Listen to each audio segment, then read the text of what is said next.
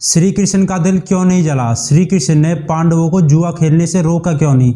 लक्ष्मण रेखा क्या है? कर्म और धर्म में से कौन बड़ा है? आपके द्वारा पूछे गए ऐसे अनेक सवाल जिनके जवाब इस वीडियो में मिलने वाले हैं। अगर आपका कोई भी सवाल है धर्म से संबंधित, आप पूछ सकते हैं इंस्टाग्राम आईडी पर।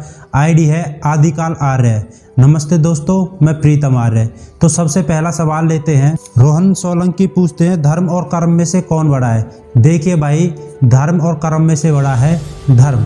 देखिए, कर्म वो भी करता है जो ठर्रा पी के नाली में पड़ा रहता है और शरीर त्याग कर मोक्ष में चला जाता है, शरीर को छोड़ देता है, मतलब बेहोश हो जाता है।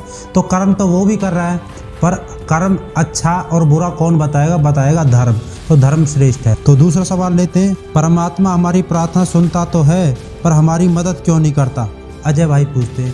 देखो भाई अजय, हमें एक बात समझने की प्रयास करना होगा। कर्म फल सिद्धांत होता है। जैसे हम कर्म करेंगे वैसे हमें फल मिलेगा। जो हम कर्म पीछे करके आए हैं पिछले जन्म में, उनका फल हमें अब मिलेगा और जो हम करेंगे उसका आगे मिलेगा।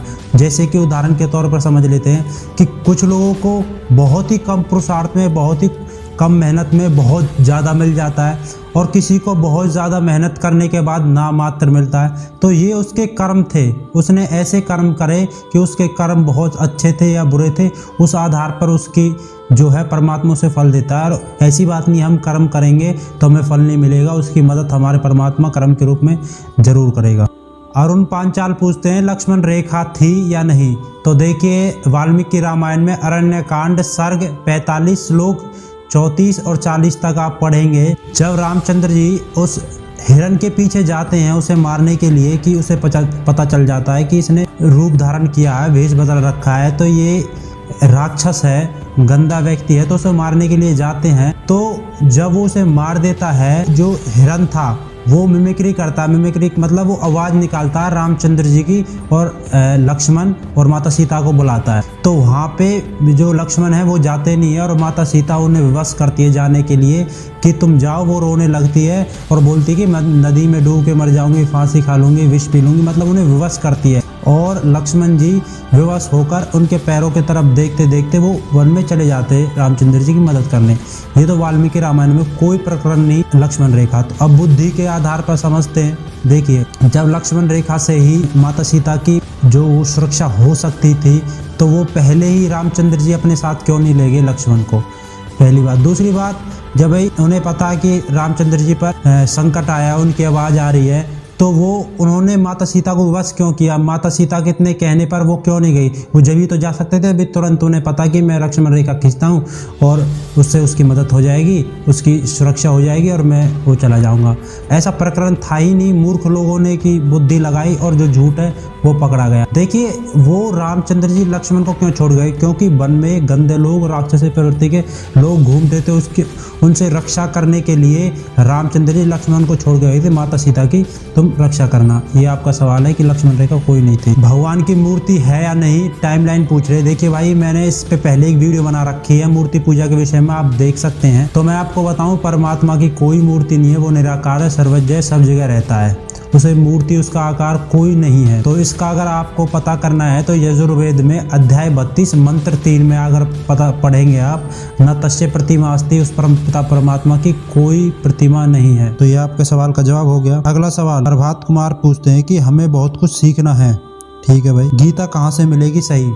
तो बोल रहे कि हमें बहुत कुछ सीखना, गीता कहाँ से सही मिलेगी? तो भाई, गीता आपको सही मिलेगी। आप द आर्य समाज वेबसाइट पे जाइए। वहाँ पे वेबसाइट पे जाएंगे तो आपको वैदिक गीता मिलेगी। आप उसे पढ़िए, आपको ठीक ठीक जानकारी मिलेगी। जो गोरखपुर प्रेस से जो गीता आती है वो उसमें मिलावट है। बेशक से आप पढ़ लीजिए, पढ़ना जरूरी है, सब चीज़ पढ़िए, मैं नहीं कह रहा उसे मत पढ़िए, पर आपको ठीक ठीक जानकारी उस पे मिलेगी the Arya Samaj official site पे जाएंगे तो। अगला सवाल लेते हैं। श्री कृष्ण द्वारका से कहाँ गए?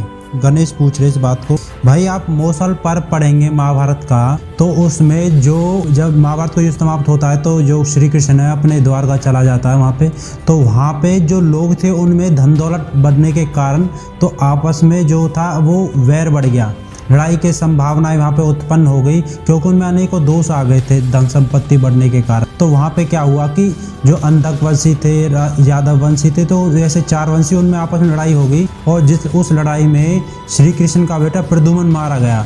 और श्री कृष्ण को गुस्सा आता है, वो यादव वंशियों को सभी को समाप्त करके तो वो 4 जने बचते हैं वहाँ पे, श्री कृष्ण और बलदेव अपने भाई के साथ वो चारों वन की तरफ चले जाते, इसलिए उन्होंने द्वारका छोड़ी थी। अगर आपका मतलब यही प्रश्न था, अगर और था तो आप फिर से पूछ सकते हैं। अगला सवाल लेते हैं। अजय पूछ रहे हैं कि श्री कृष्ण का दिल क्यों नहीं जला। देखिए भाई, ये तो मूर्खों वाली बात है। श्री कृष्ण का दिल भी जला और उनका शरीर भी। ये तो मूर्ख कथावाचकों ने कहानी बना रखी पैसे कमाने के लिए। देखिए, कोई उनका दिल ऐसा नहीं था, कोई पत्थर का था या कोई लोहे का उनका दिल था, तो ऐसा नहीं था, उनका दिल जला था। मूर्ख लोगों ने कहानी बना रखी है। आप ठीक ठीक वाली महाभारत पढ़िए, आपको पता चलेगा। अगला सवाल लेते हैं। श्री कृष्ण कहाँ थे जब पांडव जुआ खेल रहे थे और द्रौपदी को किसने बचाया। तो फिट शरीर उनका नाम है भाई, पूछ रहे हैं। तो आप वन पर्व अध्याय 13 श्लोक 1 और 2 पढ़ेंगे। जब श्री कृष्ण से युधिष्ठिर की मुलाकात होती है तो श्री कृष्ण पूछते हैं युधिष्ठिर से कि आपने अच्छा नहीं किया, आपके साथ अच्छा नहीं हुआ, मुझे जो आपके साथ साथ घटना हुई है सारे कर्म मुझे पता चल गया। तो पूछते हैं युधिष्ठिर कि आप कहाँ पे थे, आप कहाँ व्यस्त थे। कि मैं व्यस्त था, जो द्वारका थी, द्वारका के ऊपर हमला किया गया था, तो मैं उन दुष्टों से युद्ध करने में वहाँ पे व्यस्त था, मैं इसलिए आ नहीं पाया। अगर मैं वहाँ पे आता तो बिना कौरवों के बुलाए वह दूत कीड़ा में जाकर उसके अनेक दुष्प्रभाव गिनवाकर उसे रोकने का भरपूर प्रयास करता। तो भाई वो वहाँ पे थे ही नहीं।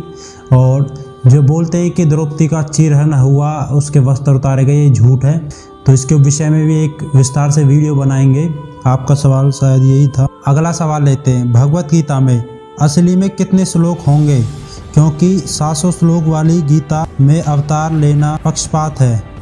हिस्ट्री जी पूछते हैं इस बात को। भाई देखिए, जो महाभारत की शुरुआत की, जिसका नाम जय था, जो वेद व्यास जी ने लिखी थी, वो शुरुआत में 10,000 श्लोक की थी।